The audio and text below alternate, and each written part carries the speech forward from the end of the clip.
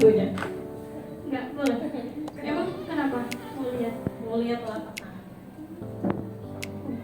Enggak bisa. Mau lihat garis tangannya. Oh nggak bisa, saya nggak percaya dengan hal-hal seperti itu. Mau lihat jarinya. Ini. Kelihatan? Buka lebar. Nggak bisa. Nggak boleh namanya. Assalamualaikum warahmatullahi wabarakatuh. Waalaikumsalam warahmatullahi wabarakatuh.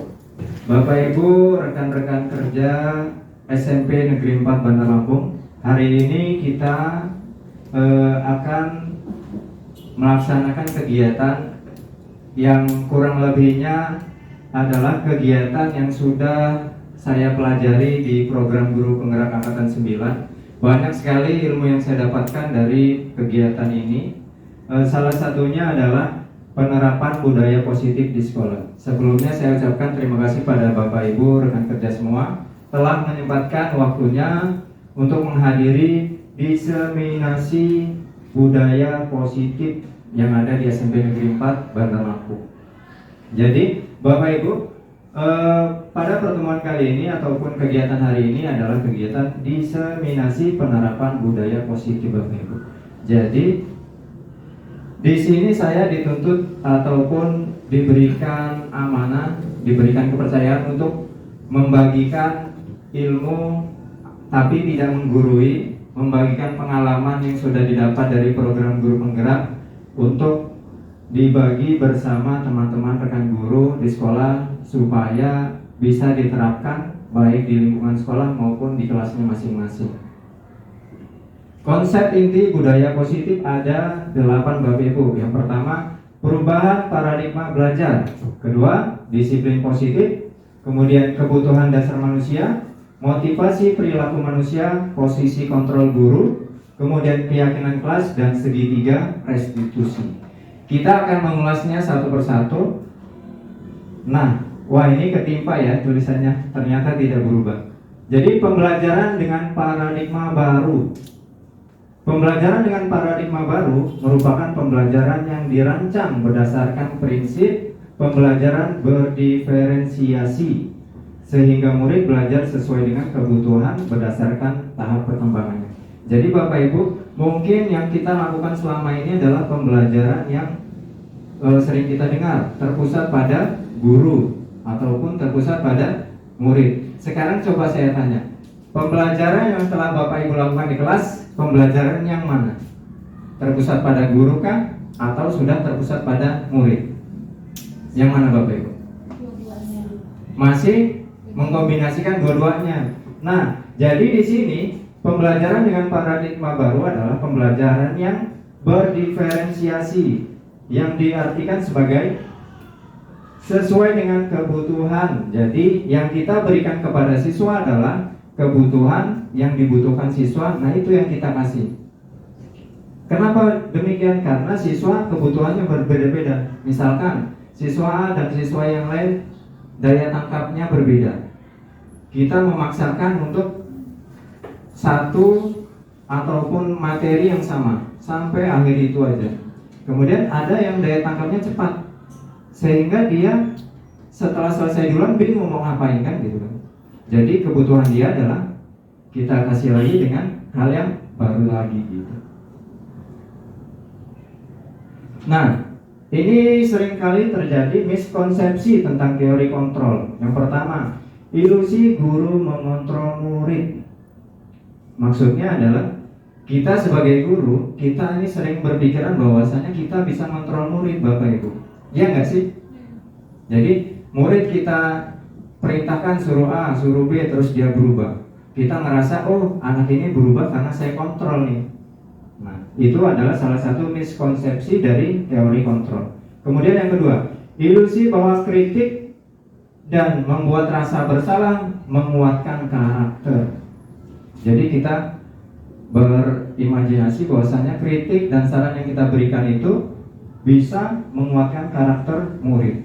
Padahal tidak semua kritik dan memberikan rasa bersalah kepada siswa itu menguatkan karakter mereka gitu. Ketika mereka nggak dikasih, akhirnya mereka tidak sesuai dengan posisinya atau yang dilakukannya berbeda. Kemudian yang ketiga, ilusi bahwa semua penguatan positif efektif dan bermanfaat. Nah, ini maksudnya adalah motivasi-motivasi yang diberikan guru ini kita ngerasanya sangat bermanfaat sekali buat anak-anak gitu. Itu adalah salah satu miskonsepsi. Kenapa demikian? Karena tidak semua motivasi yang kita berikan itu tepat untuk anak itu gitu. Barangkali dia membutuhkannya hal lain gitu. Keempat, ilusi bahwa orang dewasa berhak memaksa. Nah, saya lebih tua, kamu masih anak-anak, jadi kamu yang harus menuruti kemauan saya. Sering sekali kan begitu kan. Itu adalah miskonsepsi tentang teori kontrol. Seharusnya bagaimana? Nah, di sini ada mengubah paradigma stimulus respon ke pendekatan teori kontrol. Yang pertama Bapak Ibu, stimulus respon realistis, kita sama kebutuhan. Kemudian di teori kontrol realistis, kebutuhan kita berbeda. Coba Bapak Ibu bayangkan, semua anak-anak apakah kebutuhannya sama? Tidak kan? Nah, inilah kalau di teori stimulus dikatakan bahwa kebutuhan kita sama, artinya semua anak memiliki kebutuhan yang sama. Padahal anak-anak kita unik dengan kebutuhannya masing-masing. Nah, disitulah kita ubah paradigma kita menjadi teori kontrol, bahwasanya kebutuhan kita berbeda. Kemudian yang kedua, semua orang melihat hal yang sama. Di teori kontrolnya setiap orang memiliki gambaran berbeda. Oke, jadi kita melihat anak-anak kita ini jangan sama. Ada kita melihat si A dan si B. Kita melihat gambaran mereka ini sudah mampu. Padahal yang satunya mampu, yang satunya belum. Jadi jangan kita samakan gitu. Kalau samakan nanti ada yang satu belum mencapai tujuan pembelajaran, yang satu sudah. Akhirnya terjadi kesenjangan. Kita kan inginnya adalah semuanya mencapai tujuan pembelajaran yang sama gitu kan. Kemudian di teori stimulus kita mencoba mengubah orang agar berpandangan sama dengan kita. Tapi di teori kontrol kita berusaha memahami pandangan orang tentang dunia. Artinya kita punya pendapat Bapak Ibu. Kalau di stimulus respon kita punya pendapat, kita ini pendapatnya paling benar sendiri, padahal orang lain punya pendapat lain. Nah, disinilah kita diarahkan ke teori kontrol, bahwasanya kita berusaha memahami pandangan orang lain. Jadi jangan apa yang kita pikirkan, apa yang kita miliki itu yang paling benar, belum tentu Bapak Ibu. Kenapa? Karena di teori kontrol dikatakan kita harus memahami pandangan orang lain. Bisa jadi pandangan orang lain lebih tepat atau lainnya. Kemudian di stimulus respon selanjutnya, perilaku buruk dilihat sebagai suatu kesalahan. Tapi di teori kontrol semua perilaku memiliki tujuan. Perilaku buruk, misalnya anak-anak kita melakukan kesalahan, kira-kira punya alasan nggak? Punya tujuan nggak? Punya pasti kan. Bisa jadi dia mencari perhatian atau lain sebagainya. Nah, di teori kontrol semua perilaku memiliki tujuan. Jadi paradigma kita ubah. Selanjutnya, orang lain bisa mengontrol saya. Orang lain bisa mengontrol saya. Tapi di teori kontrol hanya Anda yang bisa mengontrol diri Anda. Coba kita ilustrasikan. Bu Zelda genggam tangannya. Apapun yang terjadi, apapun yang diminta orang lain jangan dibuka. Oke? Bu Davina, orang lain yang meminta Bu Zelda membuka telapak tangannya. Maksud?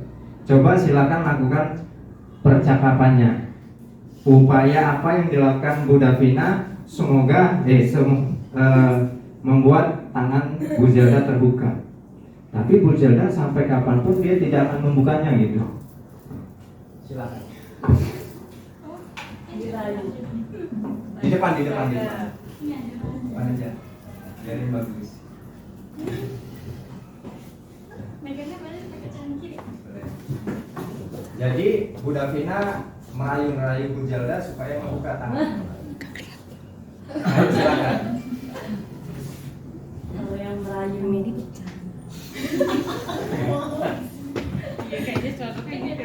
kalau yang merayu kok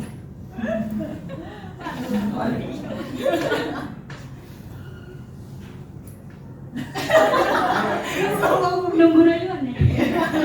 Bu Davina merayu Bu Zelda supaya tangannya dibuka. Tapi Bu Zelda bersikeras nggak mau membuka. Zelda iya. Mau ngeliat tangannya satu-satunya nggak boleh. Emang kenapa mau lihat telapak tangan? Nggak bisa. Mau lihat garis tangannya. Oh nggak bisa, saya nggak percaya dengan hal-hal Mau lihat jarinya. ini. Kelihatan? Muka lebar. Nggak bisa. Nggak boleh namanya. Tepuk tangan. Oke. Terima kasih Bu Zelda dan Ibu Davina. Nah, dari apa yang dipraktekkan oleh Ibu Davina dan Ibu Zelda, apa yang kita dapat? Nah, ini yang kita dapat. Hanya Anda yang bisa mengontrol diri Anda. Jadi apapun yang kita lakukan, ya diri kita yang mengontrolnya. Kalau misalkan diberi arahan, Bu Davina tadi udah berusaha memberikan Bu Zelda ngerayu-ngerayu, lihat telapak tangannya, mau saya ramal, nggak mau. Pokoknya apapun yang dikatakan orang lain, kalau dia tidak punya keinginan untuk membuka atau mengontrol dirinya untuk buka, ya nggak bakal buka. Jadi teori kontrol, hanya Anda yang bisa mengontrol diri Anda, bukan orang lain yang bisa mengontrol Anda, meskipun di atasan atau bawahan. Selanjutnya, saya bisa mengontrol orang lain, Anda tidak bisa mengontrol orang lain. Pemaksaan ada pada soal bujukan gagal, kolaborasi dan konsekuensi, konsensus menciptakan pilihan baru. Yang terakhir, model berpikir menang kalah, model berpikir menang-menang. Jadi maksudnya gimana menang-menang dan menang kalah? Jadi Bapak Ibu, anak-anak kita pasti pernah melakukan kesalahan, tapi jangan membuat anak kita merasa kalah. Maksudnya kenapa merasa kalah? Kalau dia telah melakukan ataupun merasa kalah, kedepannya dia berpikiran, oh yang saya lakuin salah nih, kalah. Akhirnya dia nggak merubah hal itu gitu. Tapi terjadi penyesalan aja di dalam dirinya. Tapi kalau model berpikir menang-menang, ketika kita sebagai guru menghadapi murid yang mengalami masalah, kita memberikan pemahaman bahwasanya orang lain juga pernah salah. Nah, jadi apapun yang dia lakukan pasti ada solusinya. Perubahan apa yang akan dia lakukan? Jadi ketika dia melakukan kesalahan, dia udah merancang, kita bujuk ataupun kita selesaikan bersama guru tadi gimana solusinya untuk perubahan yang lebih baik. Nah, disitulah yang artinya menang-menang. Jadi nggak ada masalah, selesai, set, beres. Tapi nggak ada perubahan yang baik ke depan, itu kalah. Kita rubah jadi menang-menang. Itu adalah paradigma stimulus respon ke pendekatan teori kontrol, Bapak Ibu. Nah, kemudian disiplin adalah titik. Nah, di sini coba saya tanyakan, menurut Bapak Ibu, pasti di sini pendapatnya berbeda-beda, tidak mungkin sama. Memangnya sontekan kan enggak? Disiplin adalah, kita coba dari Ibu Guru Bahasa Indonesia, Ibu Fernanda, silakan. Disiplin adalah, menurut saya disiplin adalah mengikuti aturan berdasarkan nilai-nilai yang berlaku di masyarakat. Oke, terima kasih. Tepuk tangan untuk Ibu Fernanda. Kita lihat ya, disiplin adalah yang dikatakan Bu Fernanda itu benar, tidak jauh berbeda dengan ini, hanya bahasanya saja yang berbeda. Perasaan taat dan patuh terhadap nilai-nilai yang dipercaya dan menjadi tanggung jawabnya. Jadi misalkan masuk sekolah jam 7.15. Anak ini mempunyai nilai tadi. Dia percaya bahwasanya itu adalah menjadi tanggung jawab dia masuk jam segitu.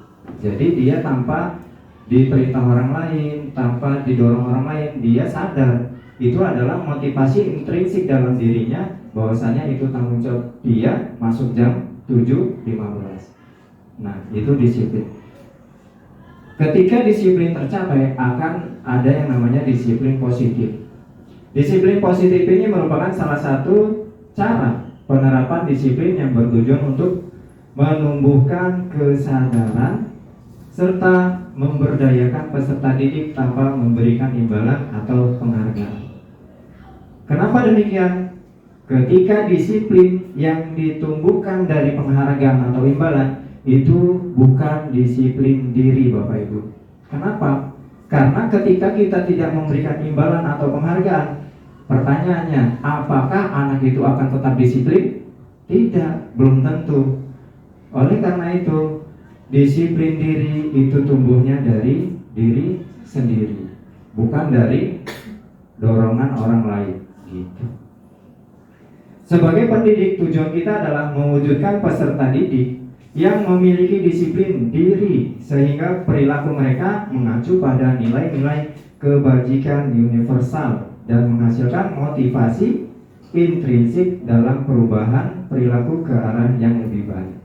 Jadi, Bapak Ibu, tujuan kita sebagai pendidik adalah menumbuhkan motivasi intrinsik yang ada di diri anak-anak kita. Nah, apa sih nilai kebajikan itu?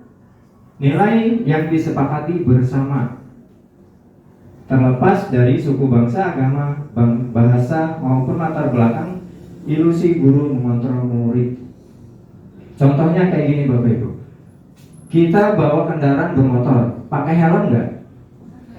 Pakai. Fungsinya pakai helm apa, Pak Franky? Supaya aman, biar nggak ditilang polisi. Ada yang lain nggak, Ibu Yuni? Kenapa naik motor pakai helm? Supaya menaati aturan yang sudah diberikan oleh negara. Ya, instansi kepolisian dan negara. Oke. Ada lagi? Aman, supaya aman. Pak, supaya aman dan terlindungi. Pak Teddy? Untuk Pakai mic ya, Pak. Mohon maaf. paling tidak untuk melindungi dirinya sendiri Melindungi dirinya sendiri. Selain itu, Pak? dan artinya tidak membahayakan gitu. Tidak membahayakan. Nah, dari apa yang disampaikan oleh rekan-rekan kita ini, dari Pak Franky mentaati aturan pakai helm, itu adalah motivasi eksternal. Beda dengan motivasi intrinsik tadi yang ada di diri dia. Dia punya kesadaran bahwasanya pakai helm itu untuk keamanan diri dia, untuk keselamatan dia sendiri. Nah, itu adalah nilai kebajikannya. Gitu. Itu adalah motivasi intrinsik yang tumbuh dari kesadaran dia sendiri. Jadi bukan karena ada dorongan wajib pakai helm biar nggak ditilang. Gitu. Itu adalah motivasi eksternal. Oke? Kebutuhan dasar manusia selanjutnya. Kebutuhan dasar manusia adalah segala sesuatu yang kita lakukan untuk mendapatkan apa yang kita inginkan. Seluruh tindakan yang kita lakukan memiliki tujuan tertentu dan semua usaha terbaik yang kita lakukan adalah dalam rangka agar kebutuhan dasar kita terpenuhi dengan baik. Jadi Bapak Ibu, kebutuhan dasar manusia itu ada 5. Nah, yang pertama, bertahan hidup. Manusia butuh bertahan hidup. Contohnya apa? Kebutuhan bertahan hidup, sandang, pangan, gitu kan. Kemudian kasih sayang dan rasa diterima. Kebutuhan manusia ya. Butuh nggak Bapak Ibu rasa kasih sayang, diperhatiin? Butuh. Penguasaan. Butuh nggak penguasaan? Kalau penguasaan ini bisa kita lihat, misalkan di dalam kelas ada anak yang suka pengennya maju, bentar-bentar pengen maju, pengen tampil di depan. Nah, itu adalah kebutuhan dasar manusia di penguasaan. Kemudian kebebasan. Kebutuhan manusia butuh bebas. Contohnya di anak-anak kita mengajar matematika 1+1 sama dengan 2, anak-anak tidur. Artinya anak-anak butuh kebebasan nggak? Merasa bosan nggak dia? Bosan. Dia butuh kebebasan. Saya ini nggak butuh loh ini. Gitu. Makanya guru harus dari pembelajaran berdiferensiasi tadi mencapai kebutuhan anak itu apa. Gitu. Kemudian kesenangan. Butuh kesenangan nggak Bapak Ibu? Manusia pasti butuh kesenangan. Bertahan hidup, kasih sayang dan rasa diterima, penguasaan, kebebasan dan kesenangan. Misalnya Bapak Ibu, anak-anak kita di dalam kelas tidak tercapai kebutuhan dasar manusia. Apa yang terjadi ke anak-anak kita? Pasti perilakunya akan melenceng, tidak sesuai dengan norma ataupun disiplin positif tadi. Jadi bagaimana cara kita mencapai atau memenuhi kebutuhan dasar anak-anak kita di kelas? Nah, selanjutnya motivasi perilaku manusia. Tadi motivasi perilaku manusia di awal sudah saya katakan ada 2. Yang pertama, motivasi intrinsik dan eksternal. Untuk menjadi orang yang mereka inginkan dan menghargai diri sendiri dengan nilai-nilai yang mereka percaya. Itu adalah motivasi yang tumbuh dalam diri dia. Dia melakukan apapun, anak-anak melakukan pekerjaannya, perilaku anak yang ditampilkan di setiap harinya itu adalah menghargai diri sendiri. Ketika dia berbuat yang bagus, karena tumbuh dari diri sendiri. Bapak Ibu sering nggak anak-anak kita walaupun nggak kita ajar berjalan saya papasan dan kita salim? Ya. Sering kan? Itu adalah salah satu budaya positif. Dan motivasi yang sudah tertanam ke anak itu adalah apa? Saling menghargai, menghormati, ya gitu kan. Karakternya bagus. Nah itu adalah motivasi yang tumbuh dari diri dia sendiri. Bapak Ibu nyuruh nggak? Salim dulu, lewat kok nggak salim? Salim, biar berkah. Tidak ya? Jadi anak-anak sadar bahwasanya ini guru saya. Itu adalah jadi nilai-nilai kebajikan yang ada di diri anak itu tadi. Kemudian yang eksternal, untuk mendapatkan imbalan atau penghargaan dari orang lain. Kemudian untuk menghindari ketidaknyamanan atau hukuman. Ketika anak-anak disiplin, ketika anak-anak berperilaku yang baik, kecenderungan yang terjadi apa Bapak Ibu? Untuk menghindari ketidaknyamanan atau hukuman. Ketika tidak ada yang menghukum, apakah anak itu bakal tetap disiplin? Belum tentu. Jadi pentinglah kita untuk menumbuhkan motivasi dalam diri anak. Nah, dalam motivasi perilaku manusia itu ada yang namanya hukuman, konsekuensi, dan restitusi. Hukuman, kita lihat. Oh sebelumnya saya tanya dulu, hukuman apa Bapak Ibu hukuman? Bu Arfa ini sebagai guru PPKN, hukuman apa Bu? Hukuman ya.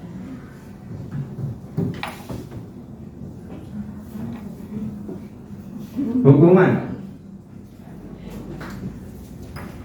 Hukuman itu sanksi yang diberikan kepada siswa atas pelanggaran yang dilakukan. Menurut saya itu. Oke, tepuk tangan untuk Ibu Arfa. Sanksi atau sanksi atas pelanggaran yang dilakukan anak itu adalah hukuman. Terjadi kesepakatan tidak? Biasanya iya. Biasanya iya. Kalau konsekuensi, kalau konsekuensi kita lihat saja langsung.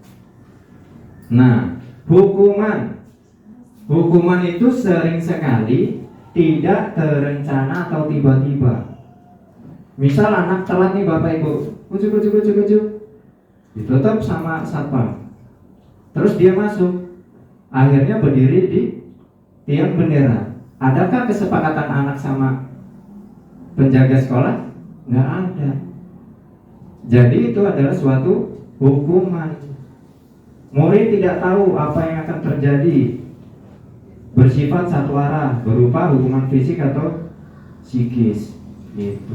Jadi hukuman itu tidak terencana Bapak Ibu. Jadi satu pihak, misalnya anak-anak di dalam kelas lagi belajar matematika, tunjuk dia tiduran, kita tunjuk, silakan Bu Iin maju, Ibu Iin maju, nggak bisa, dah berdiri di pojok sana. Itu hukuman bukan hukuman, walaupun tanpa kita sadari, oh itu hukuman. Padahal kita sebagai guru tidak boleh menghukum. Kita ganti Bapak Ibu, jadi konsekuensi. Kita lihat, terencana, disepakati sesuai peraturan. Kemudian murid tetap dibuat tidak nyaman. Sikap guru selalu memonitor murid. Jadi yang namanya konsekuensi itu tidak jauh berbeda dengan sanksi. Jadi adanya kesepakatan. Misal, aqua ini saya jatuh Bapak Ibu, jatuh. Konsekuensinya apa? Saya harus beresin karena dia pecah, basah. Nah itu yang namanya konsekuensi. Itu konsekuensi yang tanpa disadari atau disepakati kan. Itu tumbuhnya dari diri sendiri. Biasanya konsekuensi yang disepakati, tidak mengerjakan tugas silahkan ngerjain di depan kelas. Kesepakatan, sepakat. Nah itu namanya konsekuensi. Nah selanjutnya yang ketiga adalah restitusi. Restitusi adalah proses menciptakan kondisi bagi murid untuk memperbaiki kesalahan. Proses kolaboratif yang mengajarkan murid untuk mencari solusi sendiri. Oke Bapak Ibu, dari sini saya mengajak Bapak Ibu untuk bisa menerapkan restitusi. Kenapa demikian? Hukuman, Ibu, Bapak Ibu bandingkan hukuman. Jadi untuk anak, apakah dengan hukuman anak-anak itu bisa jadi disiplin? Belum tentu. Konsekuensi, walaupun disepakati, anak-anak cenderung mengerjakan tugas karena takut dihukum atau takut dengan konsekuensi yang sudah disepakati.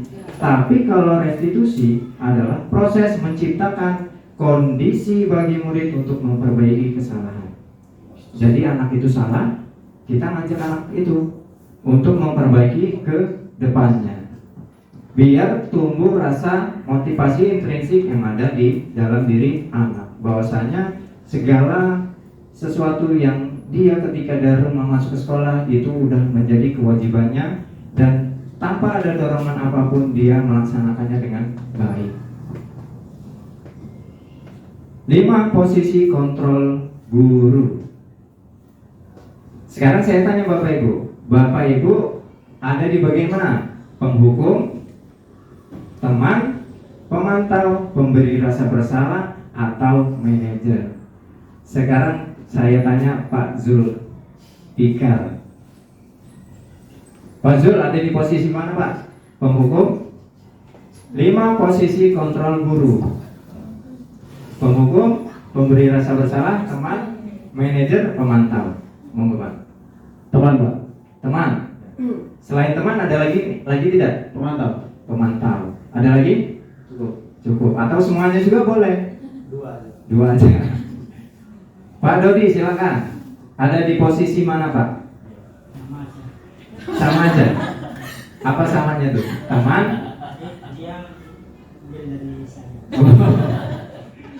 Pak Zul ngambil dari Pak Dodi. Kata Pak Dodi. Jadi coba saya tanya Bu Bu Faila, panggilannya sama kayak Bu Arfain. Silakan, Bu Faila ada di posisi mana Bu? Pemberi rasa bersalah dan teman. Pemberi rasa bersalah dan teman. Jadi macam-macam ya. Jadi kita sebagai guru ini bisa jadi kita ada di posisi penghukum, teman, pemantau, pemberi rasa bersalah atau manajer. Jujur saja, saya saat ini ataupun sebelum mengikuti program guru penggerak ini, saya lebih sering ada di posisi penghukum dan teman.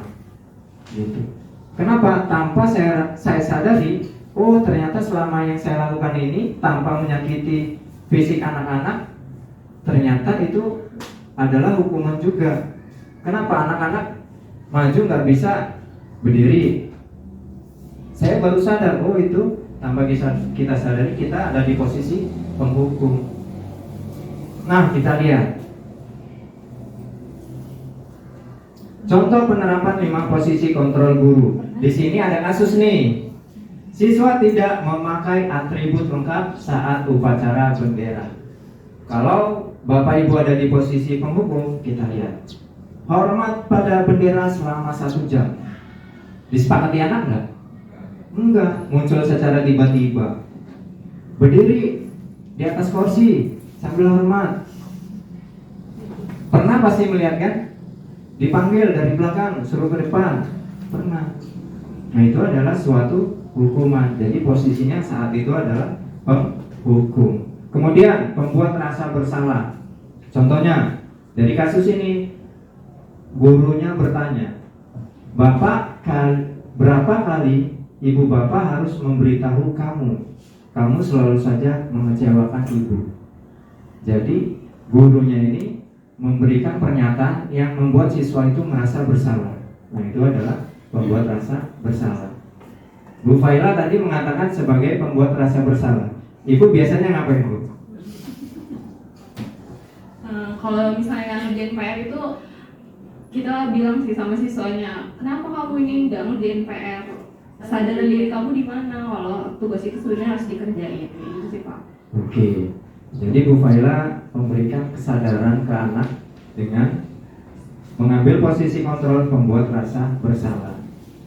Dari sebelum saya mengikuti CGP ini, Bapak Ibu, saya nggak tahu semua ini. Baru tahu setelah ikut. Makanya saat ini saya sharing dengan Bapak Ibu. Semoga semuanya belum, Pak. Semoga kita semuanya bisa menjadi pribadi yang semakin baik.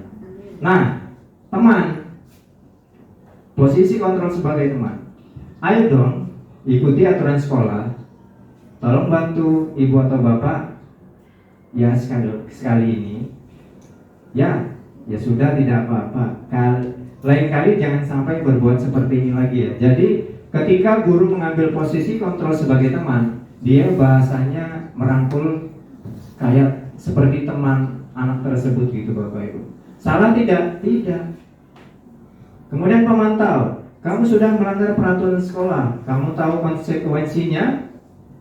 Setelah upacara, kamu beli atribut ya, ke operasi dan jangan diulangi lagi. Jadi sebagai pemantau itu mengingatkan, jadi dia berusaha supaya anak itu tidak mengulanginya lagi. Sering sekali pemantau ini mantau, oh anak ini sering sekali melanggar. Nah, itu dipantau, diperhatiin terus. Pemantau juga tidak selalu melihat kesalahan anak-anak. Itu hal positif juga dilihat. Atau perubahan apa yang terjadi di anak itu pasti dilihat. Nah, posisi sebagai manajer. Guru juga, Bapak Ibu, bisa menjadi manajer. Di dalam manajer ini bukan artinya sebagai kepala sekolah, bukan. Tapi posisi kontrol gurunya sebagai manajer. Apakah kamu tahu kesalahanmu? Kira-kira bagaimana kamu memperbaiki kesalahanmu? Jadi ketika guru berada di posisi sebagai manajer, guru ini nanya ke siswanya, tahu nggak kesalahannya apa? Kira-kira cara memperbaikinya gimana? Jadi ketika guru mengambil posisi kontrol sebagai manajer, mengajak anak itu menyadari kesalahannya apa dan apa yang harus diperbuat untuk perubahannya lebih baik. Keyakinan kelas. Selanjutnya Bapak Ibu, keyakinan kelas. Mengapa keyakinan kelas bukan peraturan kelas? Kenapa? Bingung kan Bapak Ibu? Bedanya apa? Nah, jadi Bapak Ibu, mengapa harus keyakinan kelas bukan peraturan kelas? Kalau yang namanya peraturan itu balik lagi ke motivasi eksternal. Jadi anak itu berubah ketika ada peraturan. Tapi kalau keyakinan kelas ini adalah memunculkan atau mewujudkan motivasi yang ada di diri anak itu. Misal, dalam keyakinan kelas ini tidak boleh ada kalimat negatif. Nah, dalam membentuk keyakinan kelas bersifat abstrak. kata-katanya abstrak, berupa pernyataan universal, menyeluruh ya, umum, kata-katanya umum. Dibuat dalam pernyataan positif, nggak boleh negatif. Misal, coba sebutkan Bapak Ibu salah satu peraturan di dalam kelas. Contohnya apa misal? Bu Iin. Apa Bu misal Bu? Contohnya. Dilarang membuang sampah. Dilarang membuang sampah sembarangan. Itu masih kalimat negatif Bapak Ibu. Dalam keyakinan kelas, untuk menumbuhkan rasa sadar diri anak itu, kita rubah kalimatnya. Jagalah kebersihan. Nah, perbedaannya jauh kan? Itu adalah keyakinan kelas. Kita bisa saja membuat keyakinan sekolah, tapi kita buatnya masih dalam lingkup kecil saja di kelas masing-masing. Bapak Ibu sebagai wali kelas. Kira-kira Bapak Ibu, kalau membuat keyakinan kelas, Bapak Ibu siap tidak? Siap tidak? Siap ya? Oke. Ini adalah menjadi salah satu perubahan untuk kita. Dari sedikit pasti semuanya insya Allah berubah. Kemudian kalimatnya sedikit saja agar mudah diingat. Ya tadi, jagalah kebersihan. Padahal tujuannya jangan buang sampah sembarangan. Kalau buang sampah di kotak sampah banyak, tapi disingkat aja dengan kalimat positif tadi. Sesuai dengan kondisi kelas dan sekolah. Jangan yang nggak sesuai. Nanti yang nggak ada di kelas dibuat. Gitu. Jadi tidak terlalu berpengaruh ke anaknya tersebut, sehingga mudah diterapkan. Kemudian semua warga sekolah kelas dilibatkan saat pembuatan keyakinan kelas. Jadi Bapak Ibu di sini saya mengajak, ayo kita sama-sama ke depannya membuat keyakinan kelas. Tujuannya apa? Menciptakan anak-anak kita yang mandiri dan bertanggung jawab, yang tumbuh kesadaran dalam dirinya masing-masing. Siap ya Bapak Ibu ya? Siap. Oke, yang terakhir adalah segitiga restitusi. Nah, ini adalah yang terakhir Bapak Ibu. Ketika kita menghadapi suatu masalah, anak kita ada masalah, langkah apa yang harus kita terapkan? Di dalam guru penggerak diajarkan yang namanya segitiga restitusi. Istilahnya gambarnya segitiga. Nah, ini juga saya baru tahu Bapak Ibu setelah ikut CGP. Jadi Bapak Ibu ayo ikut CGP. Ikut ya. Oke. Manfaatnya banyak Bapak Ibu. Tanpa kita sadari, meskipun kita sedikit-sedikit memulai perubahan, tapi di diri kita pasti ada perubahan. Contohnya apa Pak Humedi berubahnya? Misal di pelajaran di kelas, alhamdulillah saya sudah mengurangi yang namanya hukuman. Saya sudah mulai melakukan refleksi setiap habis pembelajaran selesai. Itu tujuannya apa? Tujuannya agar kita tahu anak-anak ini kebutuhannya apa. Ke depan kita harus ngapain? Kita misal ngajar terus gini kan, anak udah kepalanya nyut-nyutan, nerima materi terus. Nah, akhirnya ke depan kita harus ngapain? Nah, tadi itu refleksi dulu, evaluasi pembelajaran kita untuk tahu apa yang ke depannya kita harus lakukan. Langkah pertama dalam segitiga restitusi itu ada yang namanya menstabilkan identitas Bapak Ibu. Menstabilkan identitas, kemudian validasi tindakan yang salah, kemudian menanyakan keyakinan. Maksudnya gimana? Menstabilkan identitas. Ketika Bapak Ibu melakukan langkah segitiga restitusi dalam suatu masalah yang dialami anak, oke, menstabilkan identitas yang dilakukan Bapak Ibu ini bisa membuat anak itu yang tadinya benar-benar takut, jadi suasananya tidak membuat anak itu tertekan. Buat salah itu wajar. Nah, jadi anak itu lagi kita panggil nih, sini kamu tadi ngapain? Gak ngapa-ngapain Pak, karena dia takut kan. Takut dia jujur, takut tambah dimarahin. Nah, di sini kita harus yang namanya menstabilkan identitas. Berbuat salah itu wajar. Nah, Semua orang pasti pernah salah. Jadi anak ini ngerasa, oh iya benar bapak ini. Kemudian ibu juga pernah melakukan itu. Jadi kita tidak memojokkan anak, padahal dia salah gitu ya bapak ibu ya. Tapi kita menstabilkan identitas tadi, biarin suasananya cair, sehingga anak itu tidak merasa tertekan dan nyaman untuk bercerita. Kemudian validasi tindakan yang salah. Tadi sudah saya sampaikan, anak-anak ketika melakukan kesalahan pasti punya tujuan, pasti punya alasan. Nah itu kita gali di tahap validasi tindakan yang salah. Misal kita tanya, kamu pasti punya alasan mengapa melakukan hal itu. Misal yang tadi diterapkan oleh Bu Zelda dan Bu Davina, Bu Zelda bapak tanya, Bu Zelda bapak tanya, Bu Zelda saya tanya misalnya,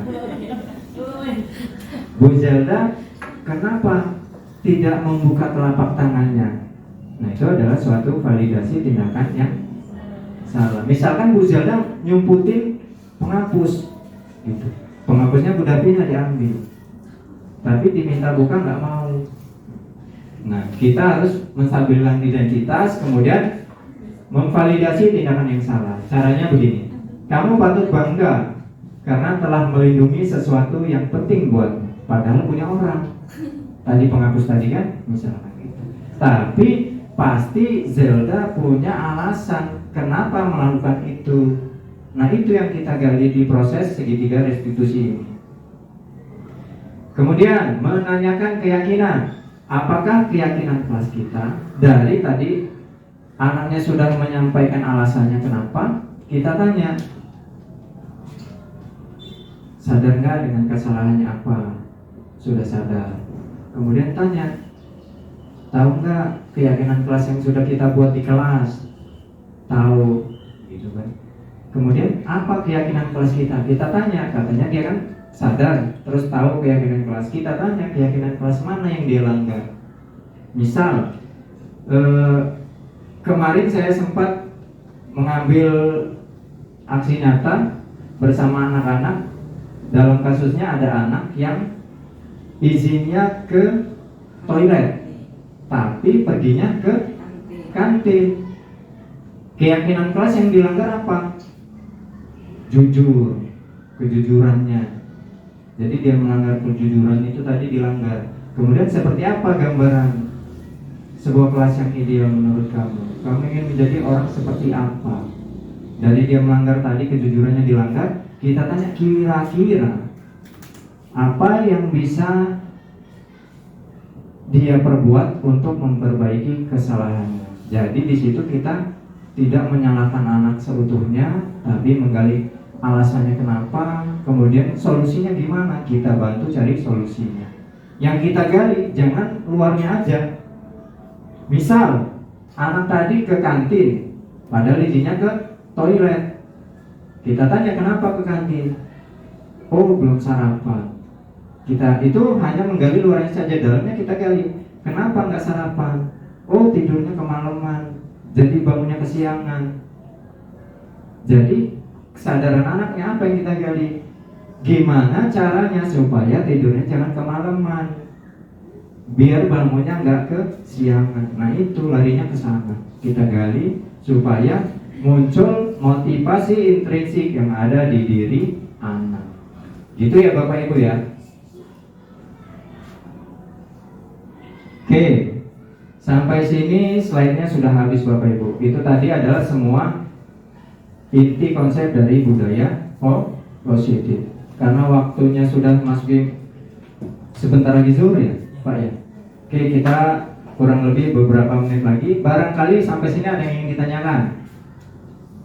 Bu Penanda tadi ingin bertanya, monggo silakan Bu, mau nanya apa? Oke, baik. Terima kasih atas waktunya Pak Humedi. Dari pertama ya, materi yang sudah disampaikan sangat baik sekali ya Pak ya. Dan alhamdulillah saya sangat amat memperhatikan materi dari awal sampai akhir tadi. Dan itu semua alhamdulillah bermanfaat juga untuk saya, dan insya Allah akan saya terapkan di kelas saya nanti ya Pak ya. Oke, Tapi ada satu pertanyaan, Bapak. Tadi kan sudah dijelaskan bagaimana caranya untuk mengatasi murid tanpa memberikan hukuman seperti itu ya Pak ya. Tapi ada satu case yang sering sekali terjadi, terutama di kelas saya ya Pak. Ada murid yang memang sebenarnya saya sudah menerapkan tidak memberikan hukuman kepada murid yang tidak mematuhi atau tidak mengerjakan tugas, contohnya seperti itu. Tapi dengan seperti itu memang ada murid-murid yang sesudahnya itu menyadari, ada juga yang cenderung malah menyepelekan seperti itu Pak. Nah di sini saya ingin bertanya, bagaimana solusi terbaik gitu Pak, agar murid-murid itu tidak cenderung menyepelekan tanpa adanya suatu hukuman gitu dari gurunya, seperti itu Pak. Baik, terima kasih.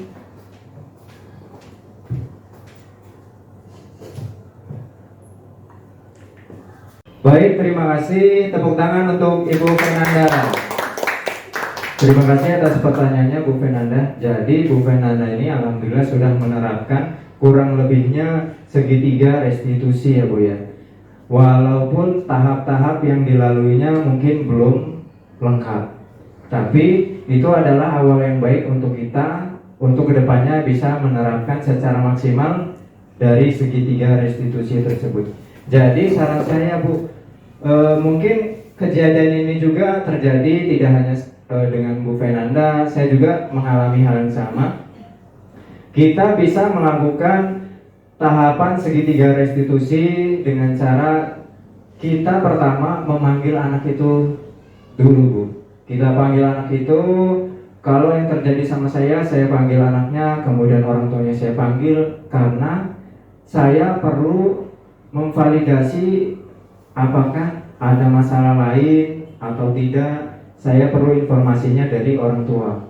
Jadinya saya panggil orang tuanya, kemudian saya melakukan menstabilkan identitas bahwasanya anak ini melakukan kesalahan, sadar nggak dia melakukan kesalahan tersebut, kemudian kesalahannya seperti apa, dia sadar nggak, lalu kita menekankan bahwasanya apa yang dia lakukan ini tidak semerta-merta hanya dia yang melakukan kesalahan tersebut Bu, karena ada kawan-kawannya juga pasti pernah melakukan kesalahan tersebut. Lalu setelah itu kita memvalidasi tindakan Bu. Dari kesalahan-kesalahan tersebut, anak itu sudah sadar, tahu bahwa kesalahannya apa. Lalu kita ke tahap validasi tindakan yang salah. Kita cari tahu kenapa dia melakukan hal tersebut. Pasti anak itu punya alasan. Di sini menyangkut ke dalam kebutuhan manusia. Nah, kebutuhan manusia. Apakah kebutuhan dasar anak ini sudah terpenuhi atau belum? Kalau belum, kebutuhan apa yang belum terpenuhi sehingga anak ini melakukan hal begitu? Apakah dia perlu kebutuhan dasar manusia sebagai kebebasan? Bisa jadi. Atau dia butuh kesenangan? Bisa. Nah, dari situ kita cari tahu kebutuhan apa yang dia butuhkan, barulah kita bisa melengkapi kebutuhan anak tersebut sehingga dia bisa memperbaiki dirinya ke depan. Kemudian langkah selanjutnya setelah kita tahu alasannya apa, kita bisa melanjutkan ke tahap berikutnya, menanyakan keyakinan. Kita tanyakan keyakinan apa yang mudah dia langgar. Kemudian setelah dia tahu dan menyadari keyakinan apa dan dia yakin untuk bisa memperbaikinya, kita tanya, kira-kira apa yang harus dia perbuat. Kemudian, kira-kira apa supaya kejadian ini tidak terulang lagi. Nah, kita sama-sama mencari solusi untuk ke depan anak ini berubah dan memiliki karakter yang lebih baik gitu Bu. Bisa juga kita memenuhi kebutuhan dasarnya melalui inovasi pembelajaran di kelas. Bisa jadi dia merasa bosan, dia pengen belajarnya di luar kelas, bisa jadi. Nah, dari sinilah kita tahapan-tahapan ini kita bisa tahu kebutuhan apa dan kita bisa tahu solusinya bagaimana. Kira-kira begitu Bu. Jawaban yang saya berikan ini adalah jawaban yang sama-sama kita masih belajar Bu. Gitu. Barangkali jawabannya kurang lebih begitu. Ada lagi yang ingin ditanyakan? Cukup ya? Oke, kalau sudah cukup, terima kasih Bapak Ibu atas waktunya. Semoga pertemuan hari ini bisa bermanfaat bagi kita semua. Dan semoga kita bisa menerapkan keyakinan kelas di kelas kita masing-masing dan menjadikan anak untuk mandiri dan bertanggung jawab. Semoga ke depan langkah-langkah kecil kita yang kita lakukan menghasilkan perubahan walaupun sedikit demi sedikit Bapak Ibu. Terima kasih. Demikian dari saya. Wassalamualaikum warahmatullahi wabarakatuh.